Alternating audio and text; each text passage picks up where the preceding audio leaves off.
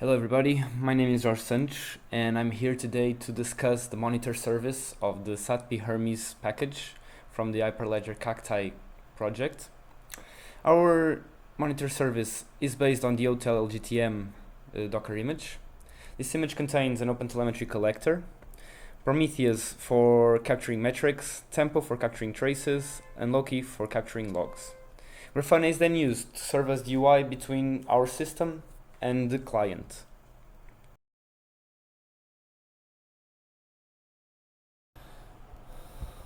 Looking now at the configuration of our monitor service, two files are mostly responsible for setting up the system. First, the Docker Compose YAML, and then the monitor class itself. In the Docker Compose YAML, we instantiate the hotel LGTM Docker image, we define its export interval, and we open ports for both usage and testing. To connect to our monitor service, in the SATP Hermes gateway instantiation, we define environment variables for the protocol to use and for the endpoint to use. For the monitor class itself, we define 5 options in the constructor. The first for the log level of the monitor service, then the metrics exporter URL, the logs exporter URL, the traces exporter URL, and then we decide if either the system is enabled or disabled. In the constructor, if options are given, it will utilize that URL. Otherwise, it will utilize the environment variable defined in the Docker Compose file, namely the endpoint. If that's also not available, it will default back to localhost and the process will continue. To initiate the monitor service, we define the Node SDK, which will serve as the traces and metrics exporter. We define the export interval and we define the histograms buckets. After that, we define the logger processor, which will be used to export the logs. Finally, we create the counters and histograms, all the metrics that are required for execution of our monitor service, but we'll discuss that in detail later.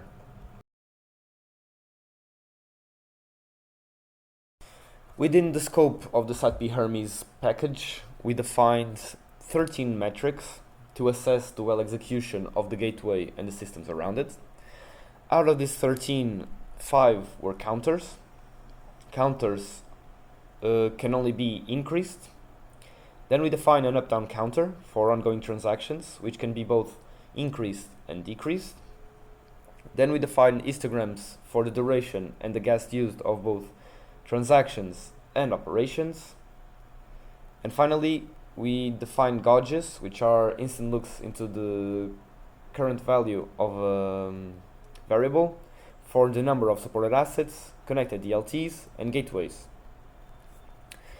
For metrics, we could not change radically the overall architecture of the logger from the Cactus Common because it impacted other projects and in other packages. Thus, we had to improvise and create a SATP logger and a SATP logger provider, which are almost identical to the ones existing in the Cactus Common. However, the SATP logger also redirects the logs to our monitor service. The process before used to be the project model called the logger, and the logger displayed the information in terminal.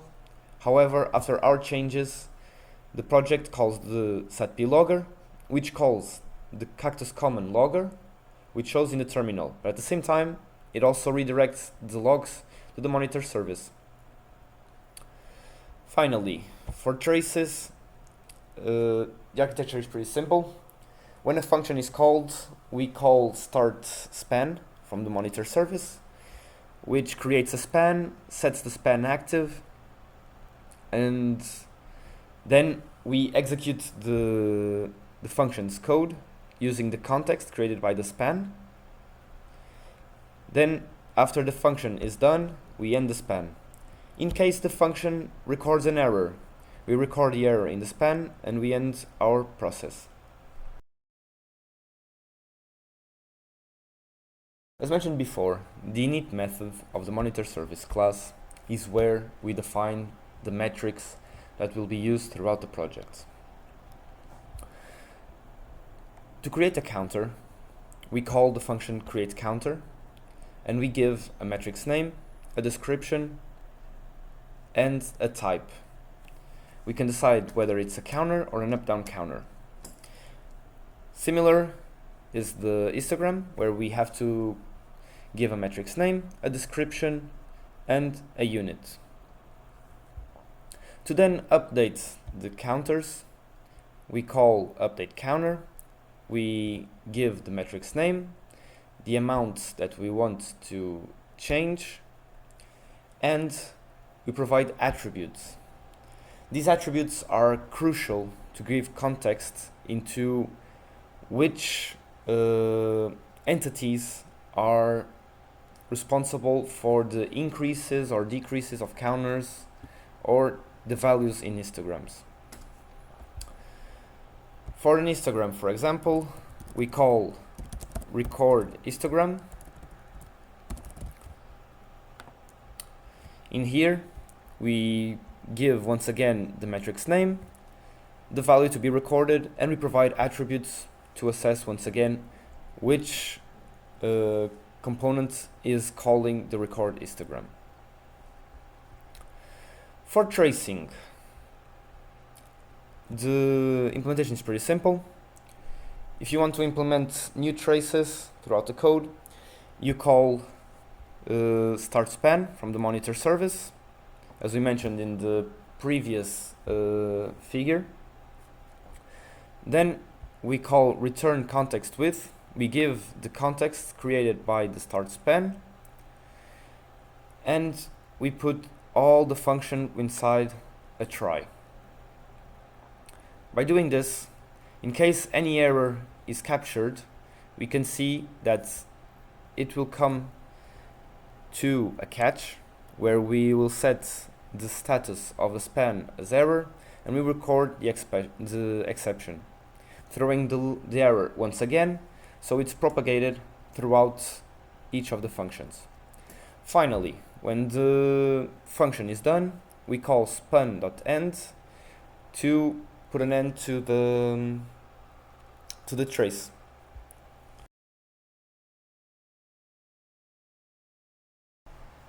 Finally, for a demo, we're going to use the functionality test for monitoring to assess if the system is behaving well. We initiate the Docker image, then we execute.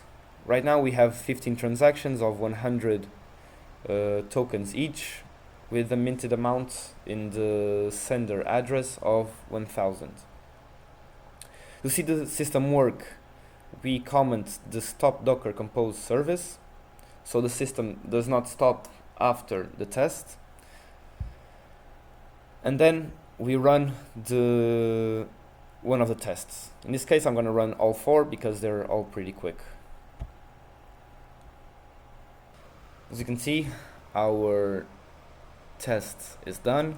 It was intentionally meant to fail, as we asked for more than what the address was capable of giving. To access the metrics, the logs and the traces now, in my case, I'm going to access localhost 4000 because I have this running on localhost. But if you have a microservice architecture, you should access the respective address of your hotel LGTM image. If you look at metrics, we will see, for the last 15 minutes, we will see something like this. This is because the default scrape interval for Prometheus is right now 60 seconds, so we're going to change that for 1 second so we can have some more granularity. Looking now again at the metrics, we can see the values are much more easier to read. We have our metrics here. We can see all, we can explore. If we want to see a certain metric, for example, the number of created sessions in total, we'll come here, we'll run the query, and it will give us the number of sessions. However, I'm gonna sum this up.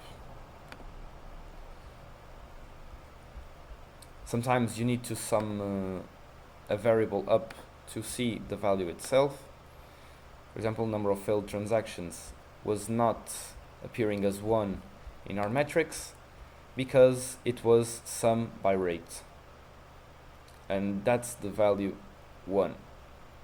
So to explore this better, you need to go to explore, select the metric, failed transactions, then call sum and run the query, and it will display you the number of failed transactions. For logs, we can see the logs of the execution here. We can search for a specific log. Let's say I want to search for a session ID. I'm going to call session ID. There is no session ID like this. There's like this. And we can see all the logs that contain session ID.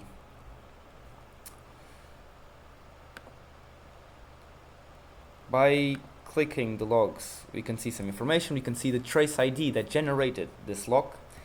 This is an awesome feature because it allows the traces to be directly connected to the logs, which we'll see now in the traces.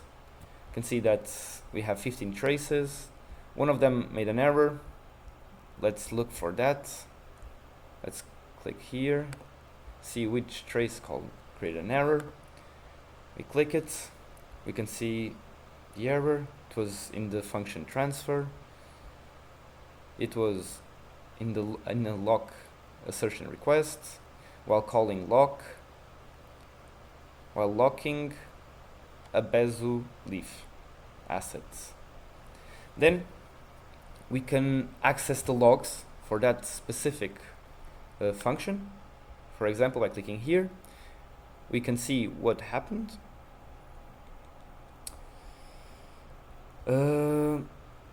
Besides this, we see there's a lot of information, a lot of things we can do, but doesn't looks all very automatic.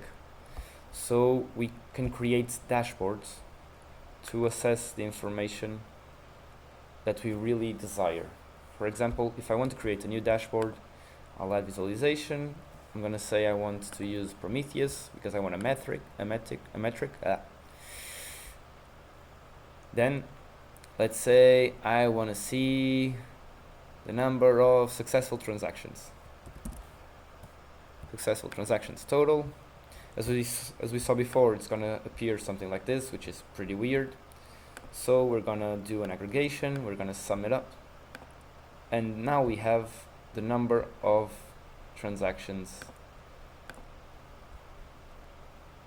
as they happened. Along with this, we can add another query. For example, we want to see the number of failed transactions. We can also sum it up, and we can see the number of failed transactions as at the same time that the number of successful transactions was happening. We can save this dashboard. We can give it names. In this case, I'm not going to give it any name. I'm just going to put it there. Now I'm going to add a new visualization. Let's say, okay, now I want the logs. So I choose the logs, I choose the service name, and I run the query for logs. And now we have the logs as they were happening in the transactions. We save this. We go back to dashboard. We now have logs. We have metrics. We can also have traces. I haven't exactly figured out how to use them, but they are already available. You just choose what you want, then you run the query.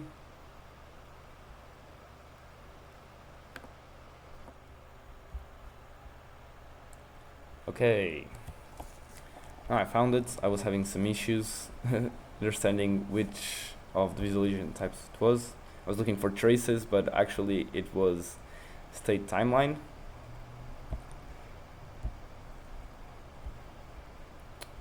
We can go back to the dashboard. We can see the trace ID, service, the name, the duration.